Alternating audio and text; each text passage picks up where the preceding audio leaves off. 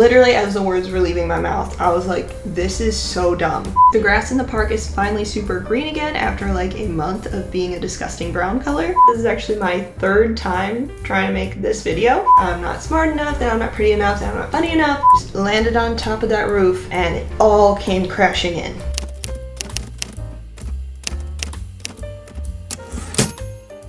Hey guys, welcome back to my channel, or if you're new here, just welcome. Either way, I'm very happy to have you here. We are gonna do a cozy little chat sesh today. I've got a cozy cup of tea, I've got a candle going over there, and we're gonna chat about burnout because I've been experiencing a lot of it over the past couple of weeks, and so we're trying to embrace all the calming vibes. And so I thought I would just make a video chatting about how I have been dealing with it and how I try to go about pulling myself out of that negative headspace. Now I will say I'm not fully out of that headspace yet. I'm still working on it. I've actually been really struggling to get back into making content. This is actually my third time trying to make this video. Third time's the charm, hopefully. But everything I'm going to share today are things that I have done in the past that have helped me get out of this very burnt out feeling. Some of it's stuff that my therapist has suggested that we've talked about. Some of it is stuff that I've read in books. Some of it is stuff that I have just tried out of the own creativity of my mind. So I will say it's not necessarily a tried and true formula, but these are things that have helped me, and I'm hoping that if you are experiencing any kind of burnout or excessive anxiety, that perhaps these tips will help you too. So grab a cozy drink if you would like, light a candle, and let's get into this little chat together.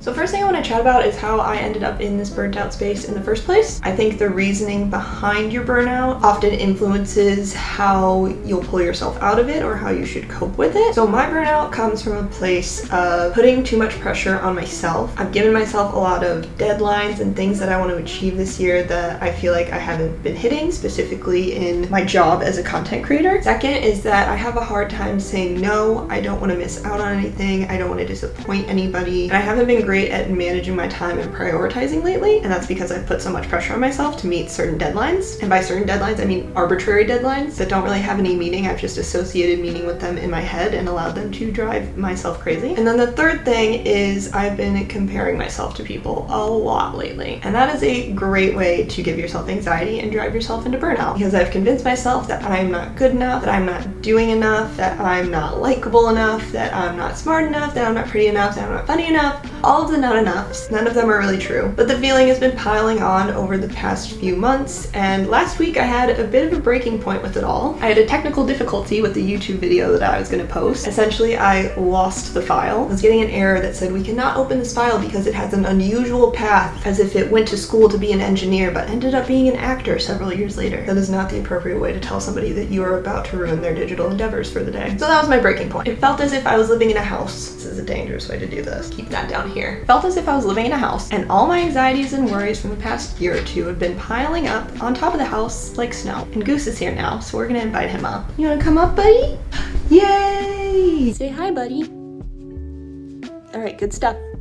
It's also thunderstorming now, so like my dog, the rain, the candle, the tea, the cozy vibes just could not be better. Okay, so where was I? I covered the house, the anxieties are like snow on top of the house, and then the snowflake that was my YouTube video not working properly just landed on top of that roof and it all came crashing in, and I was buried in the snow. That was all my worries and anxieties. And so I just stopped doing like pretty much anything for a couple weeks. I didn't create any content, I didn't really want to do chores. I was just really unmotivated and in a very negative headspace. And so now we're gonna get into how I pulled myself out of that, mostly, kind of. So the first thing I want to note is that I think you need to allow yourself to feel the negativity and the anxiety. Let yourself cry, let yourself be upset, let yourself complain, let yourself be angry, and know that that's okay, because suppressing that emotion or trying to deny it is only going to make it worse over the long term. You want to get it out. And I would say even go as far to write down exactly what you're feeling or say it out loud. Personally, I was standing in the bathroom on the verge of a mental breakdown when my boyfriend walked in and asked what was wrong, and I was like,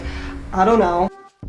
And then I followed that up with just word vomiting everything that was wrong. As I was saying it all through my sobs, I started to realize how stupid it all sounded. I was saying things like, I'm a failure, I'm so unlikable, I'm not funny, I'm not smart enough, I'm never really gonna be successful, any success I've had so far has just been a fluke. And literally as the words were leaving my mouth, I was like, this is so dumb. Hearing it out loud made me realize how untrue so many of the things that I was saying was. All of the things I was saying. And so I think that's the first step when you realize you're burnt out or have a lot of pent up anger or frustration about something. It's just word vomiting it out, whether that is to another person or onto paper. Because one, it's gonna get it out of your brain, and two, you may realize how ridiculous it all sounds. And the next thing I did to really cement how untrue these things were was I sat down and I wrote out my limiting beliefs. So things like, I'm unlikable, I'm a failure, I will never be able to be a successful full-time content creator. I wrote all these things down in a journal, and then below that, I would write down examples of why each of these beliefs just is not true. And I think that practice is really helpful because it helps calm down your anxiety. It forces you to think very logically and kind of bring you out of that spiraling feeling. Now, the other thing that happens when I experience burnout is that I start to feel very negative about everything. Everything feels like it's going wrong, and I feel like the world is out to get me. And the way I try to cope with that is, again, more journaling, more writing. But I'll just sit and I'll brain dump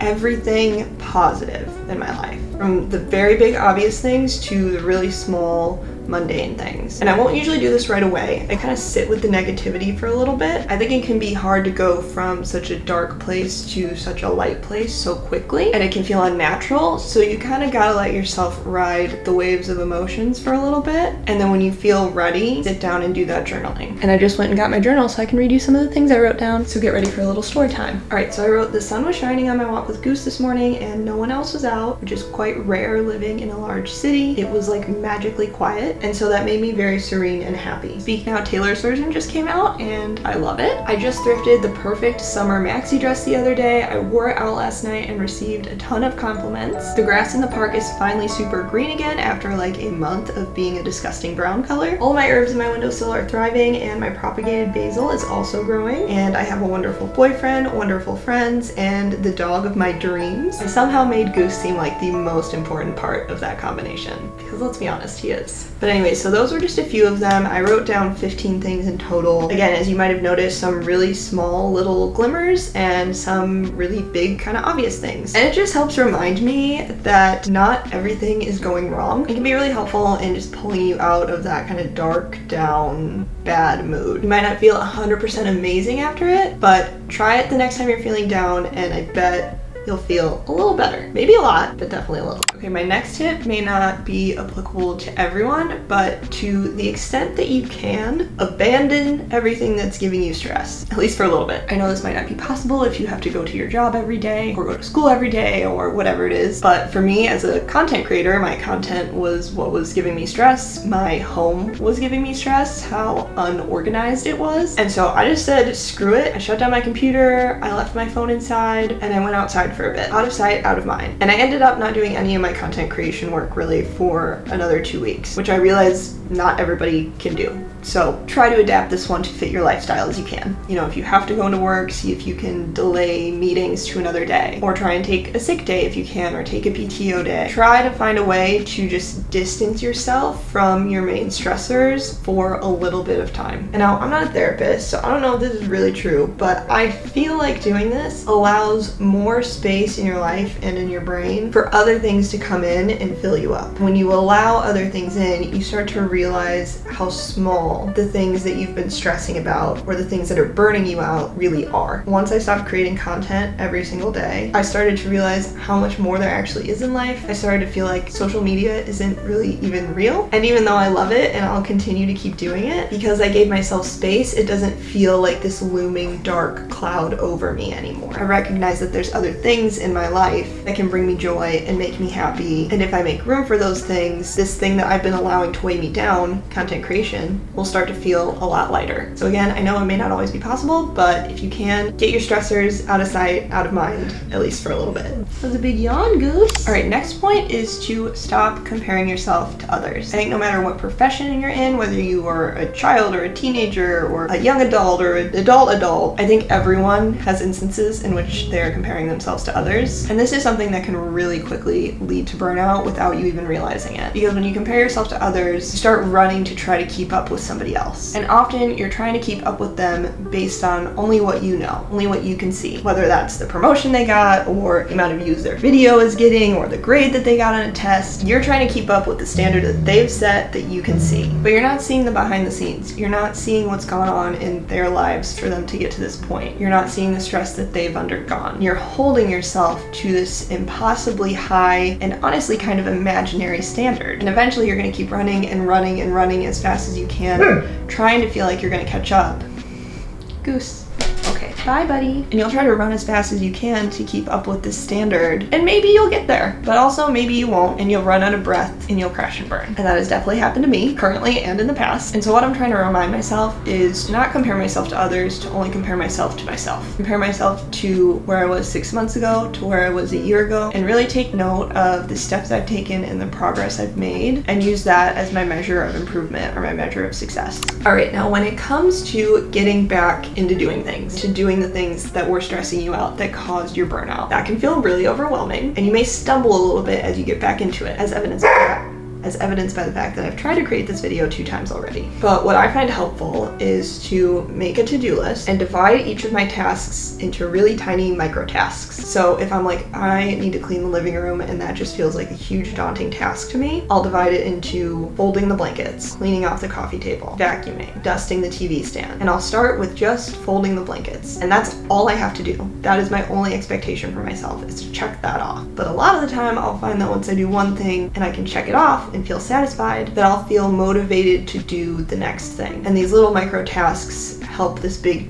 daunting task feel a lot more manageable. And the last tip I have is to give yourself grace and remember that this feeling will not last forever. As you're getting back into things, be very kind to yourself. I had to be really kind to myself after I spent 4 or 5 hours filming videos that I am not ever going to end up using. It would be really easy for me to say, oh my god, that was such a waste of time, I'm still so terrible at this, and then go right back into that loop. Goosey. But instead, I'm viewing it as part of my creative process. In order to get to the final video that I was gonna really love, I had to stumble through these not so great videos first to get there. And then yeah, most importantly, remember that the feeling is gonna end. I almost always have this daunting feeling during one of my burnout sessions that this is just my life now, and that I'm always gonna feel sad and anxious and frustrated. And I always have to consciously tell myself, Morgan, has that ever happened? Has this feeling ever not stopped? And the answer to that is no. And if you're having a hard time remembering that right now, this is me telling you that that feeling will end and you will get to a better place. All right, and those are all of my tips for dealing with burnout. I hope that you found them helpful. If you are experiencing any of these feelings, I hope this helped you get through it and come out on the other side. If you have any other tips for dealing with burnout, please definitely share them in the comments. I'm sure there are loads more and people would love to hear them. I would love to hear them. And thank you for hanging out with me on this rainy afternoon. And don't forget to like and subscribe if you liked this video, and I will see you with another video next week.